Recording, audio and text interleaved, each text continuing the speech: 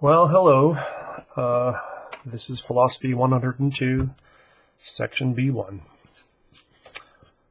Delivered remotely, because stuff sucks right now. But hey, we can make it. We can get through this. So, intro to philosophy, knowledge and reality.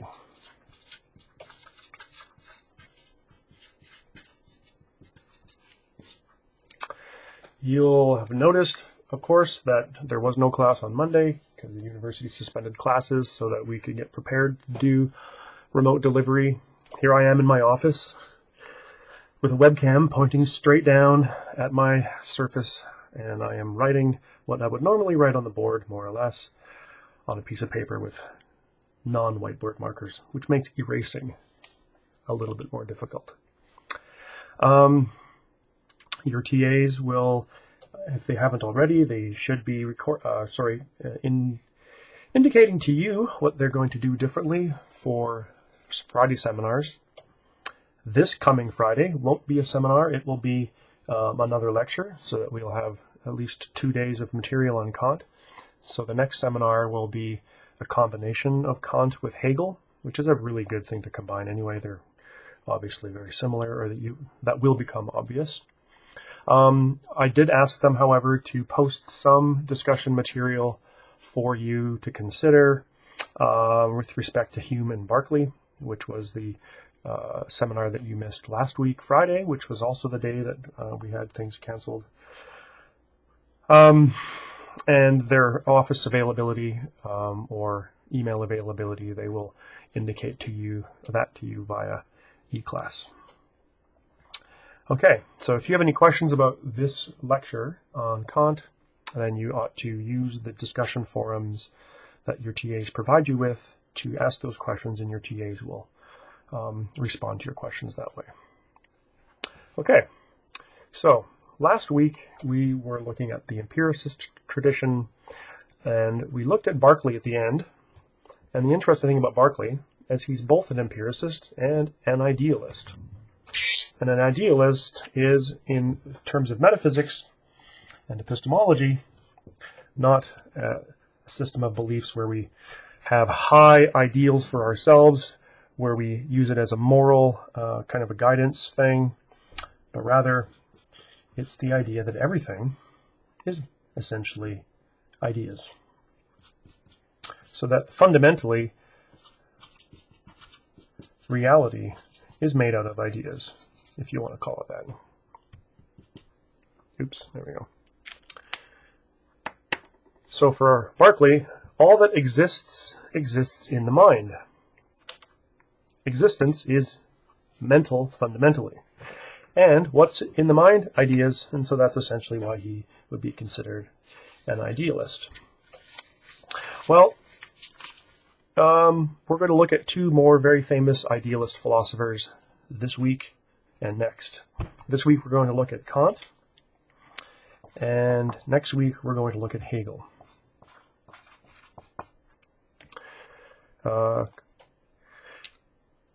Kant is a bit funny because people will make puns on his name, and one of the puns is very offensive and the other one is less so. But it's important to recognize that the proper way to pronounce his name is with an ah sound in his name.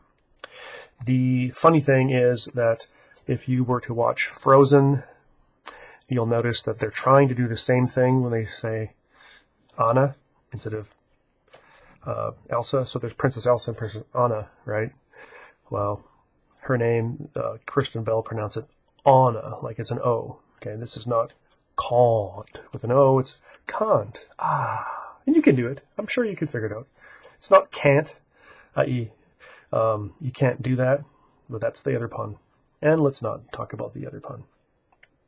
Okay, so Kant was an interesting fellow, but not because he did interesting things in his life. He was a very boring person, actually. He apparently only stayed within 40 miles of his hometown in eastern Germany, what is now Russia. So he didn't really do anything, but he was very interesting as a human. He's probably the most important figure in Western philosophy since Plato. Because what he's doing is he essentially is resolving the conflict, or at least he's trying to resolve the conflict between empiricism and rationalism. Some philosophers probably think it's ridiculous that I'm going to teach you a little bit of Kant in an introductory course.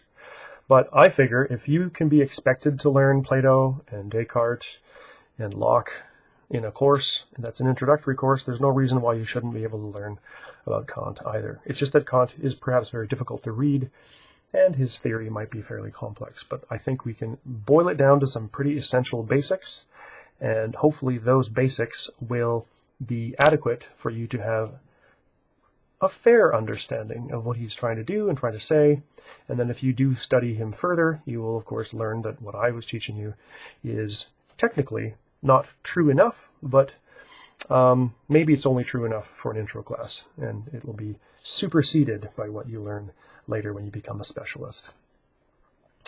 All right, so Kant is starting with two problems in mind, and I will call them the problems of metaphysics and science.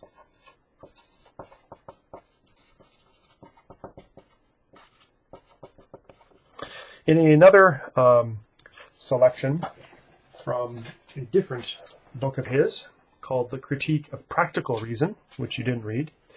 You read The Critique of Pure Reason, only part of it, and you want to thank me for that because it's a very long, difficult book to read, and I wouldn't know because I have never bothered to read the whole thing either because it's horrible. That's what I think, but never mind. But in The Critique of Practical Reason, he says that there are two things that fill his mind with ever new and increasing admiration and awe. And those two things are the starry heavens above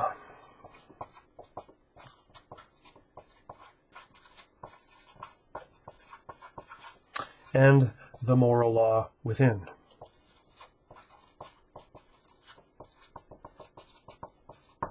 I.e., the nature of things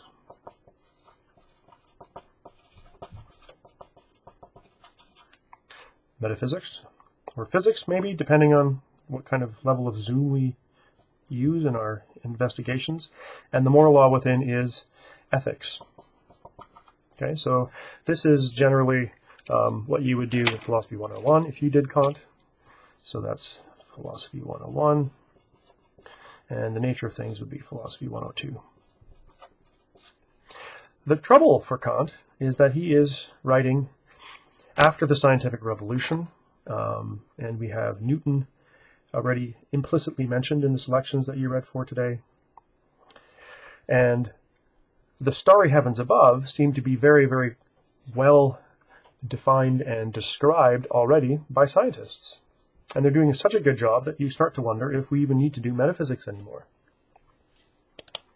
In fact, if you compare science with rationalist metaphysics,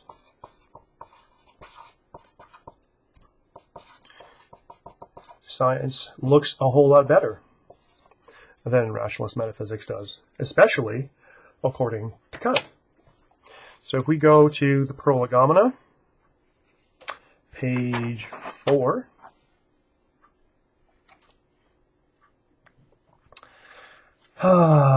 where does he say that it's ridiculous?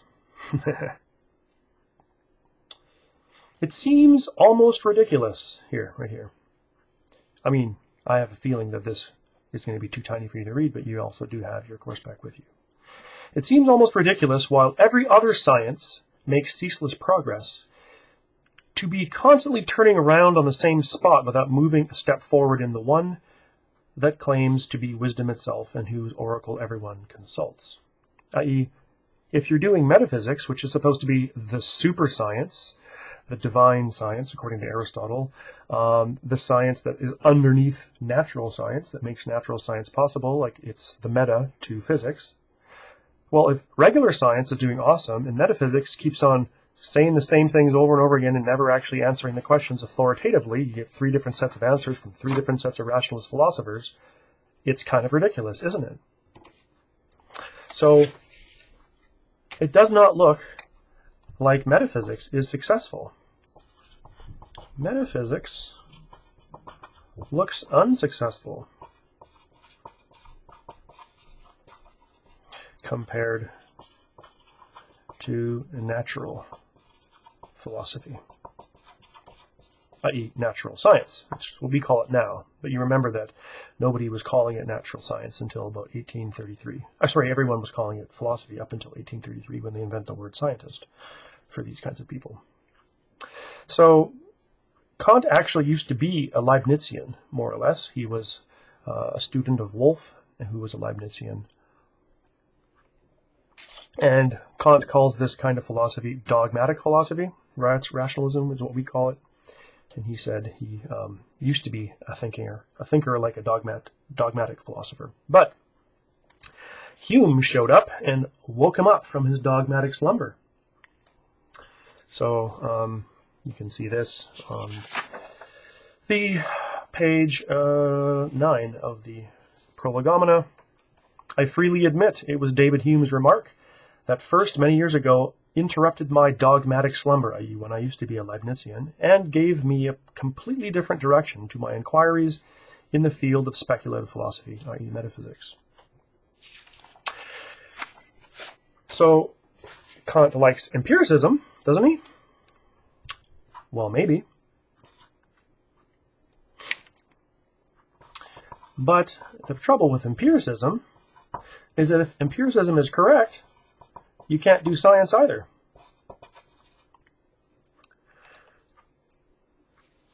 So this is why, actually, Kant is not entirely in agreement with Hume either. He says later, just right after I quoted earlier, I was very far from listening to Hume in respect to his conclusions, which were merely the result of his not representing his problem to himself as a whole, but instead only lighting on a part of it. So Kant actually thinks that Hume doesn't actually, how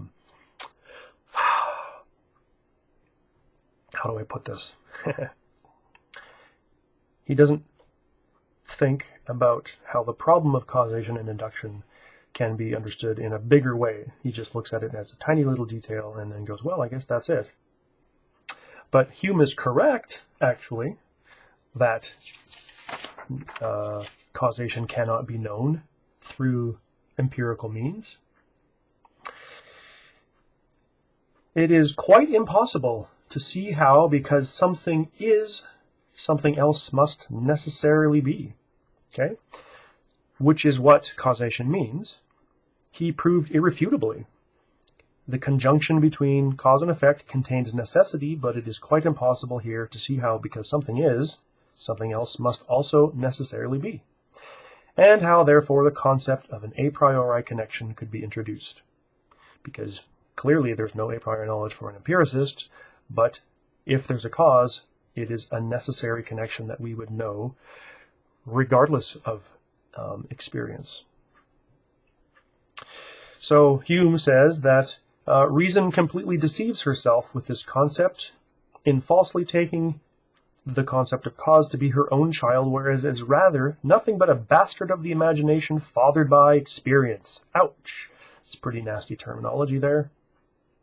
The imagination, having by experience brought certain representations under the law of association, passes off a subjective necessity that arises out of this, namely custom, for an objective necessity for insight. So that's what we typically do. We typically take what we customarily expect in our own subjectivity to be a requirement of things, and we go, oh, that's the way things actually are.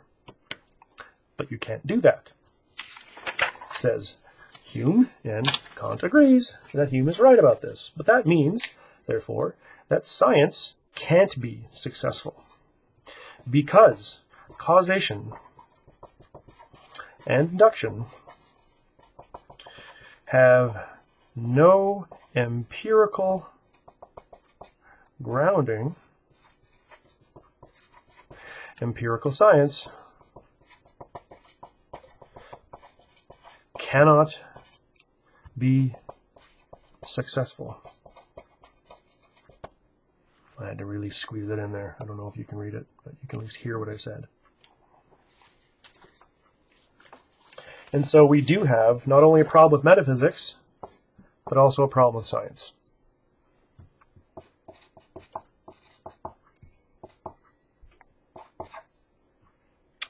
A problem with science is that science has to assume a metaphysic in order to work, and that's precisely the metaphysic that Hume says it cannot get from sense experience. Clearly, science is successful, but how could it be successful if it's impossible to know what a cause is through your sense perception, and it is impossible to know what the future is going to be like, or what things that you have not seen are going to be like, simply by looking at things that you have seen a million times before, none of which give you any new information about the unseen. Another way of putting this is that science can't answer metaphysical questions because it assumes metaphysical answers.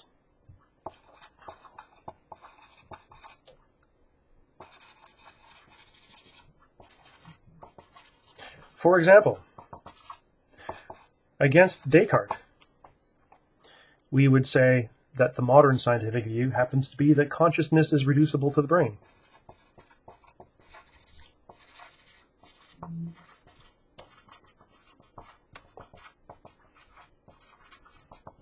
But that's simply taking a position on the metaphysical nature of the relationship between consciousness and the brain. It's saying Descartes is wrong, but really not explaining why, just assuming that it is not the case. With respect to Spinoza, we might say that modern science does not think that whether or not nature is God is a scientific question. The divinity of nature is not a scientific question. So again, science is telling us something like, hey, that metaphysical issue is not our metaphysical issue. We already assume that it's not divine. It's just stuff. Which is an answer to a question that Spinoza has a different answer to, which means that science is already taking a position with respect to metaphysics. It's just that it's not really equipped to do metaphysics because it's only doing physics.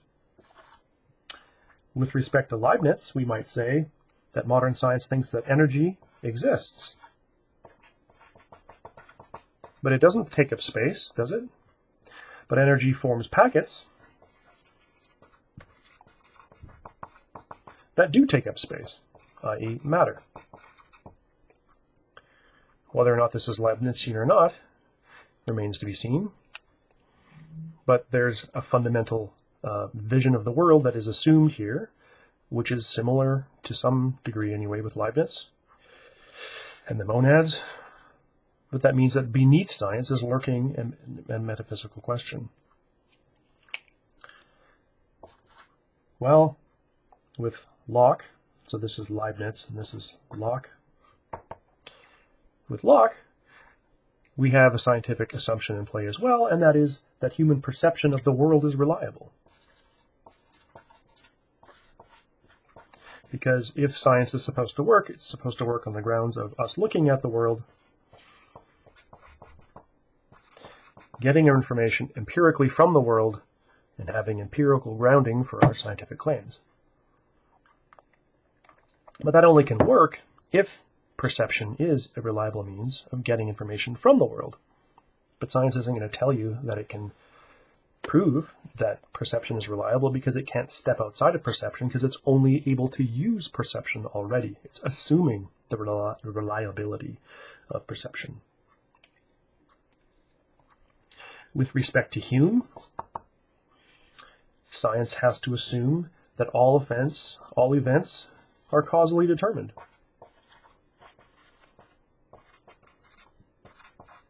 And this is the one that's the most relevant, of course, to what Kant is talking about.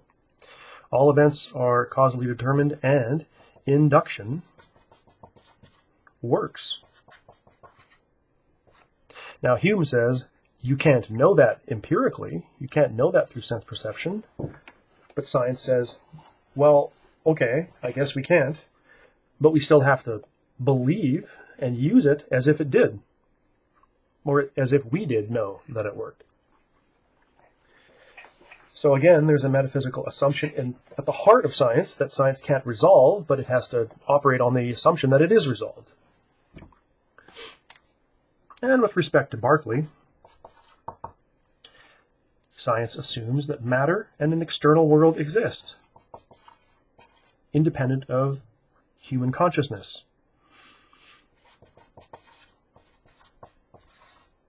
Reality, let's call it.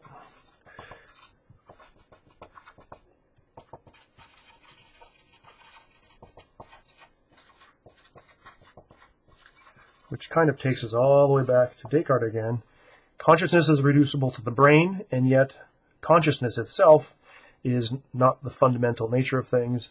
It's rather the fundamental nature of things is matter, and the external reality outside of the mind, which Berkeley says, no, that doesn't make any sense. But modern science says, well, Berkeley, I don't think you're right. So again, we have an assumption about metaphysics that is implicit in science. So why should science believe these things? What is the reason for the scientific answers or set of answers to metaphysical questions, especially with respect to causation?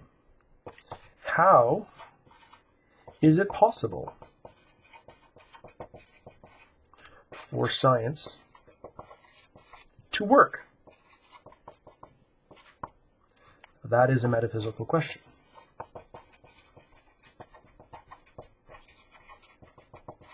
I.e., it goes beyond physics. It's also an epistemological question because it's about the nature of knowledge. I'm not going to really distinguish them very much anymore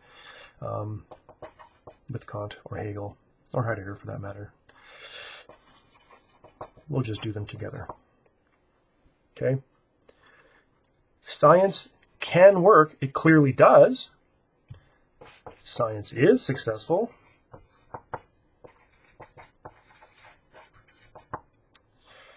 But we need to understand why. So that's what Kant is going to try to do. Okay.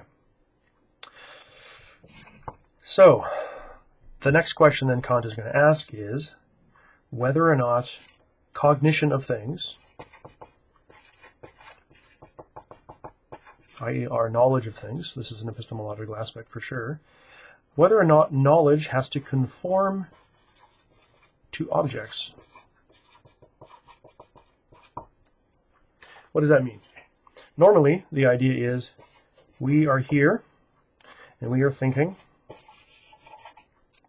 and outside of our mind is the external world, and the external world somehow has an impact on us, and this is typically what we'll call an intuition. He doesn't mean by intuition that sort of feeling that you get that something bad will happen. That's not what he means at all. It just means that something is coming into you from the outside world. And then in your mind, therefore, you see a tree. And that means that your mind, your cognition, is conforming to the object, which is the tree. So your mind is a copy of the tree. The tree itself makes you have the idea of the tree.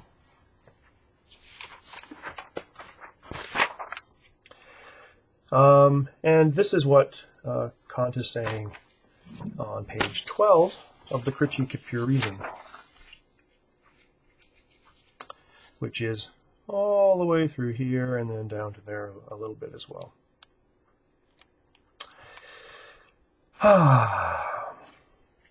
It has hitherto been assumed that our cognition must conform to the objects, i.e., we have to receive information adventitiously from the world that hits us. Okay?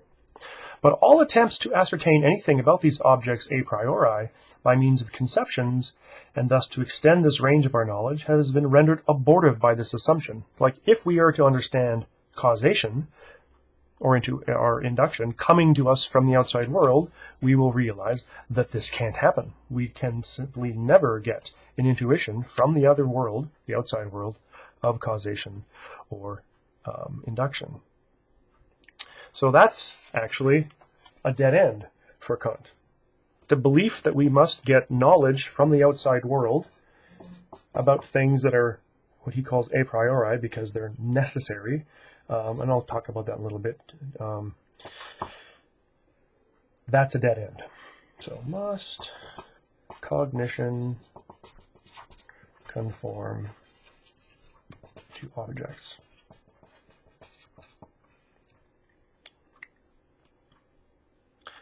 Well, this belief that cognition must conform to objects is the thing that David Hume wakes Kant up from thinking. The rationalists think that when they come up with their ideas of the world through reason alone, some of their ideas through reason alone, that is actually a reflection of what is out there in the world, independently of their mind as well. Whereas Hume denies that's a possibility, and so the only thing you can get would be something that is a sense intuition. But now we can't understand something like the principle of sufficient reason, that for every event there is a reason for it. Or another way of putting that, essentially, is that causes are the reason why things happen.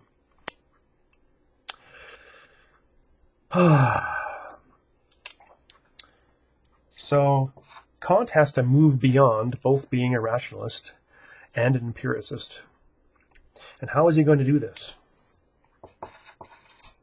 Well, first, today we're going to look mostly about how he moves beyond empiricism.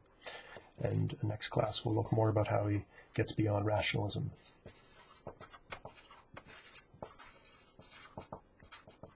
Well, that will be implicit. Both of those will be implicit today. If you take a look at page 25, the very first sentence of page 25 of the Critique of Pure Reason, that all our knowledge begins with experience, there can be no doubt. Okay? So on the one hand, he sounds like an empiricist. All knowledge begins with experience.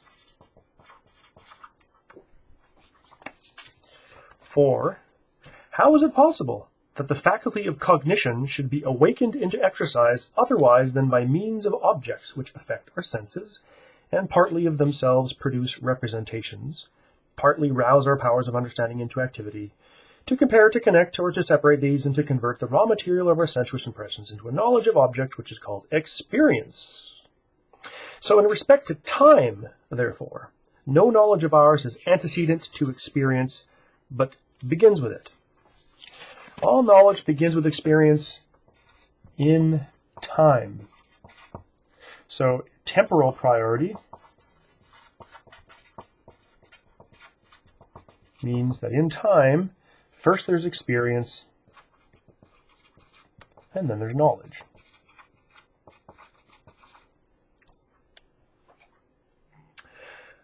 But the next thing he says, and this is literally a sentence that starts with but, though all our knowledge begins with experience, it by no means follows that all our knowledge arises out of experience. What? Okay.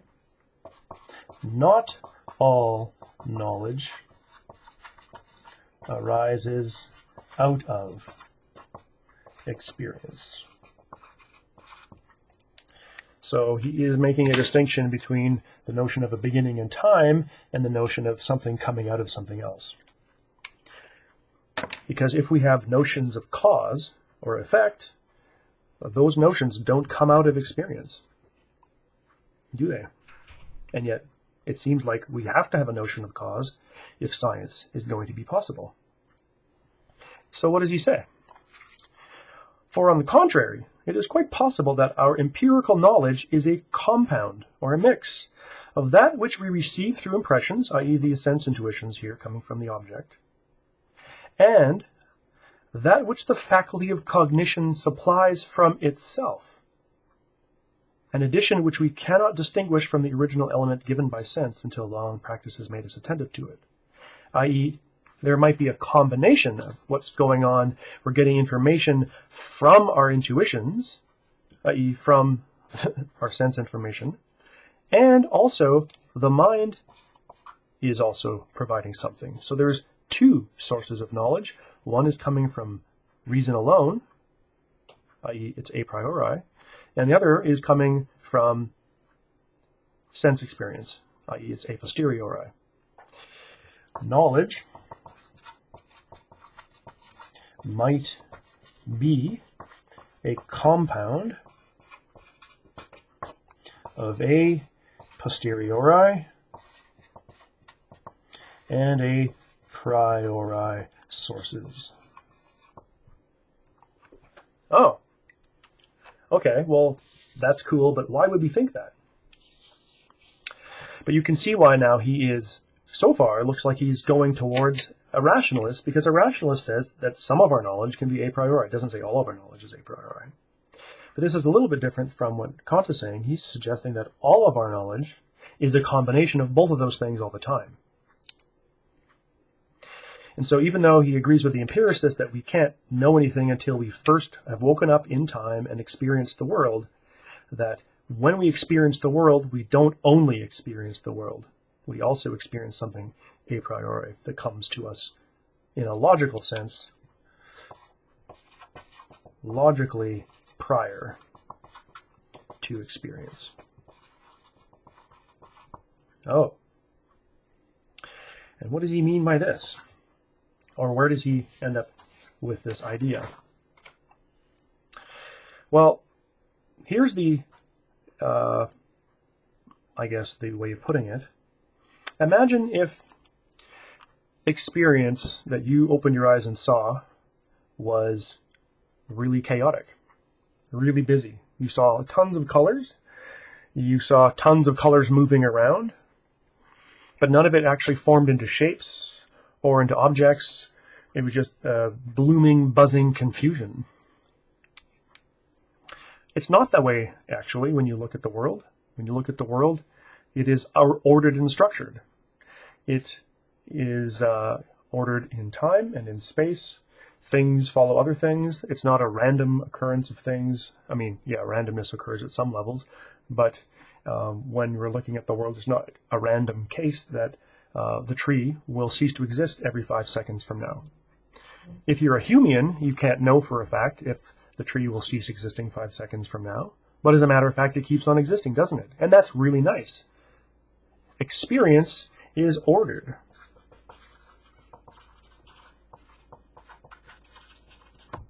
It is not a blooming, buzzing confusion. I'm pretty sure that's a quote from somewhere, but I don't remember who it's from. If I were to write that in an essay, I'd have to look it up to make sure I wasn't accidentally plagiarizing somebody. So, experience has to be possible. In order for it to be possible, it has to be orderly, so that we can make sense of it. So what are the conditions for the possibility of experience?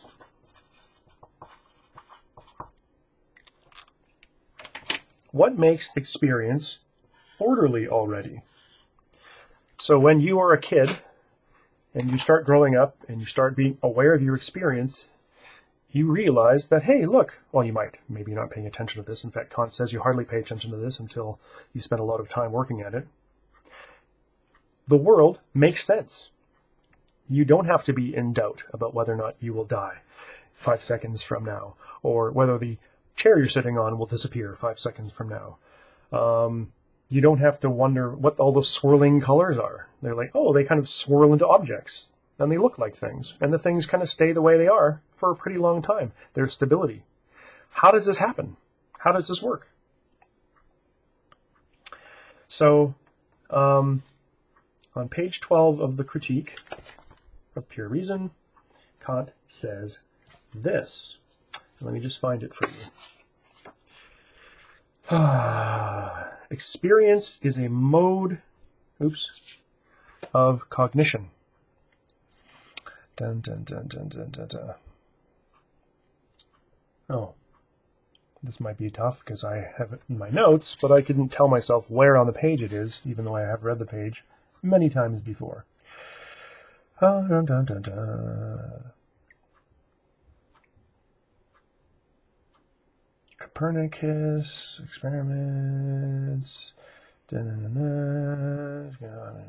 experience, conform the mechanism. Oh, there we go. Okay, very bottom of this piece of paper anyway, which is still not the bottom of page 12 because I did some cutting and pasting for you. For experience itself is a mode of cognition which requires understanding.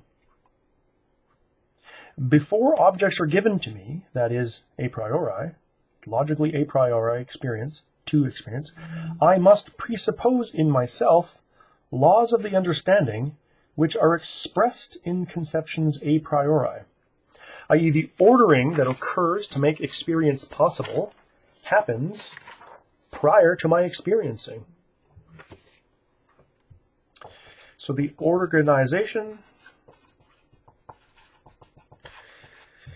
categorization, let's just say those two things, of experience is a condition for the possibility of understanding anything.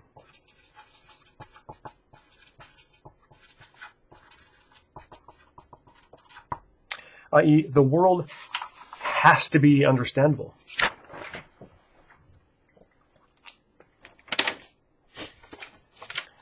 Now, if you remember from Hume, the notion of causation is a notion of necessity. And there is no way of knowing anything about necessity from experience itself. You can't learn it by looking at the world and then the world tells you this is how it has to be. Conditions for the possibility of experience. So, experience has to be understandable if you want to be an empiricist.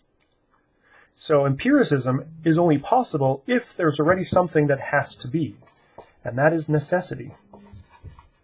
But necessity cannot be known a posteriori.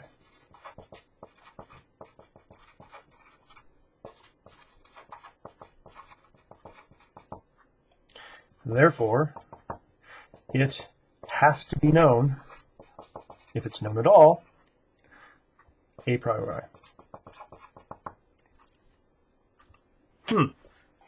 Isn't that neat? Or weird? Or problematic? Okay, you can read this critically. In fact, you're a philosopher. You should.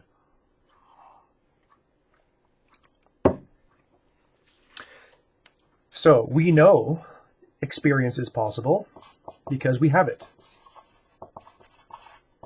It is possible.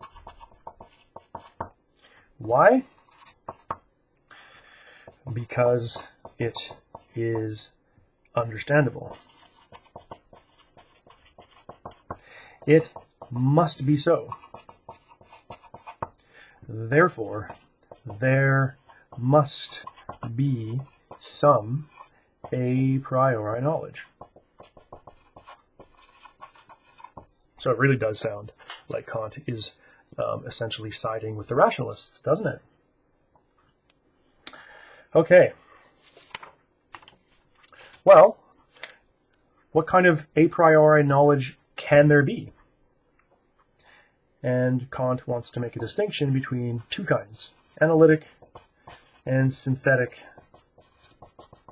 a prioris, or judgments, i.e.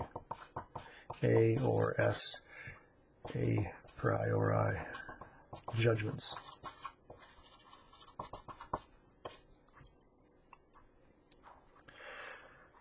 On the one hand, we have analytic judgments that are a priori.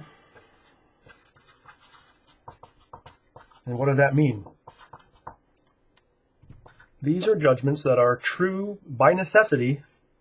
For sure, they have to be true, simply because of the nature of the concepts themselves. Let's take a look on page 30 of the Critique of Pure Reason. So if there's a necessary connection between two ideas, cause and effect, for example, A and B, either the predicate B belongs to the subject A as somewhat which is contained, though covertly, in the conception of A, or the predicate B lies completely out of the conception of A, although it stands in connection with it. So if it's the first of those two options, if the predicate B is inside A, and all you're doing is unraveling the meaning of A, and you discover, oh, it also means B. That's an analytic judgment. That is a necessary connection between things. So he says, in the first instance, I term the judgment analytical, in the second, synthetical. We'll get to synthetic in a second.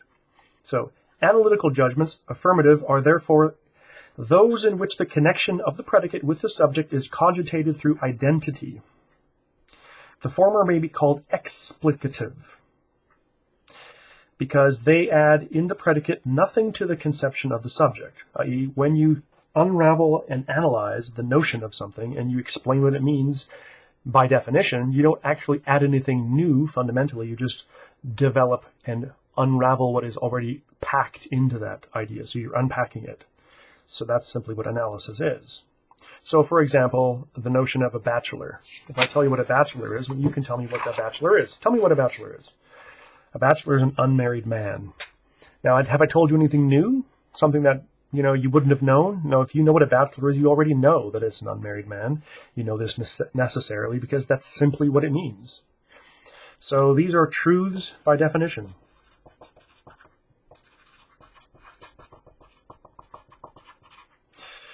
And it's almost like you're saying A is A, because B really was A. You just didn't know that initially.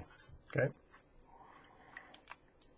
So an unmarried man is a bachelor. Same thing. Different words, same thing. But they literally mean that way. You can't even conceive of a bachelor that isn't an unmarried man. You can't even conceive of an unmarried man that isn't a bachelor. It's just necessarily the same thing by the simple way the words work. Okay. Sometimes people think that mathematics is an analytic a priori. Technically, Kant does not think it's that way, but it's almost, I guess, that way. And if you want to use it as an example, you could imagine that the meaning of 4 is, the same thing as the meaning of 2 twos, or one set of 4 ones, or whatever. But maybe that's a bit much. Okay. A synthetic connection is one where the A is a B, and B is not contained within A.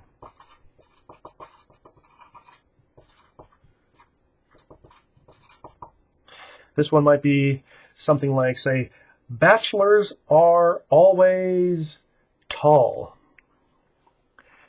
Now, maybe they're not, but if you wanted to say that they were, that would be something that would be a connection that you would draw, where the tallness is not automatically assumed to be necessarily true by definition of bachelorhood. Maybe there's short bachelors out there.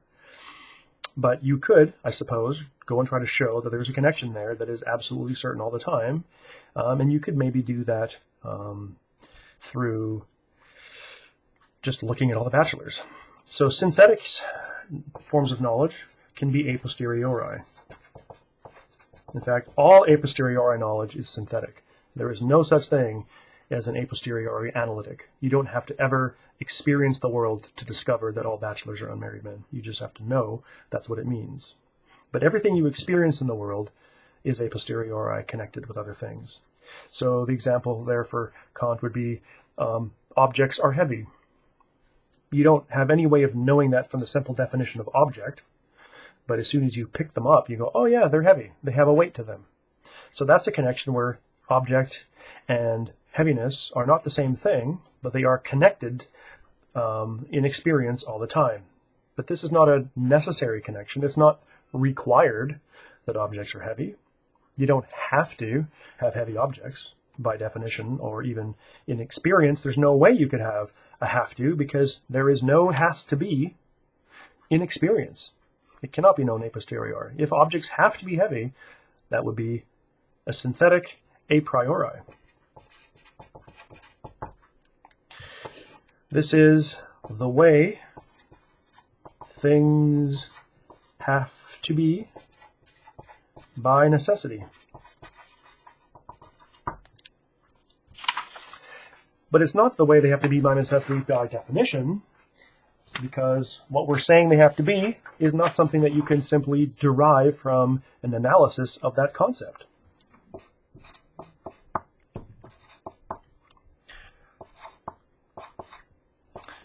synthetic a priori's. So if you wanted to say all oranges have the color orange, that's a synthetic a posteriori argument because the orange is a fruit and it doesn't have to be by definition orange, except, well, that's a bad example because the name is orange.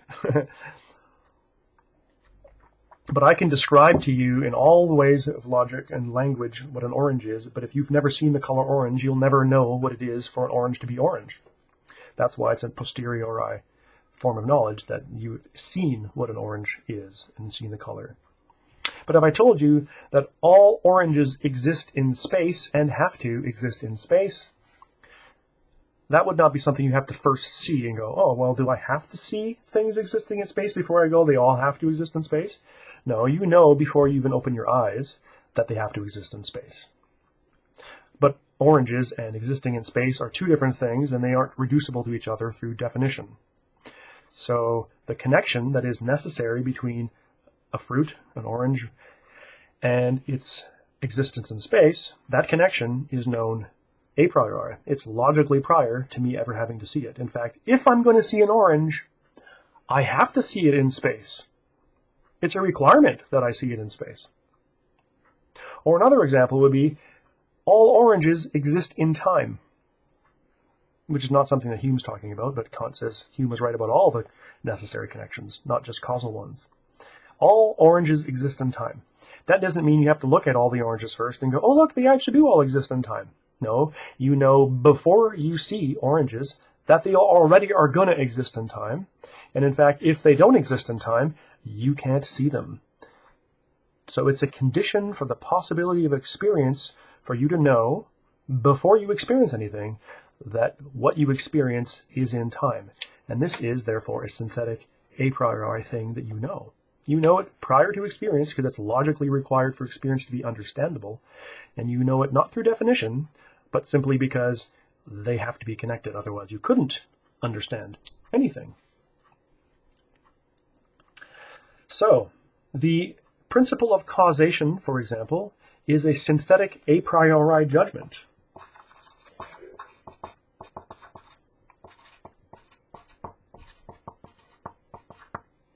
Synthetic a priori judgment. How's that? Sapcha. Why? Because you know before anything else happens that whenever things happen, they happen because something caused them to happen. Causation, the connection that is necessary between one thing and the next thing, is not something you learn from a posteriori connections that you draw, which are not something that you can receive from empirical data, but you know it because they have to. They must. Objects of experience, or even of possible experience, in order for you to possibly experience them, must be caused. Otherwise, they couldn't be effects, or they must be caused to happen. That's just simply the way experience works. It's actually the way experience has to work. Experience must work. Must work this way. If experience doesn't work that way, if it turns out that many things occur in experience that have no cause, then experience will be a blooming, buzzing confusion of mayhem where nothing makes sense. So, cause and effect is something that is different from the notion of an orange, but we always know, in advance of seeing an orange, that oranges are caused. They are the effects of some other cause. And that when an orange is in motion and hits something, there will be an effect from that. I don't know what the effect is necessarily, maybe I have to find out, but there has to be an effect. Cause and effect relationships have to occur for experience to be understandable. And these things, we know this a priori. Experience of sensation is only possible because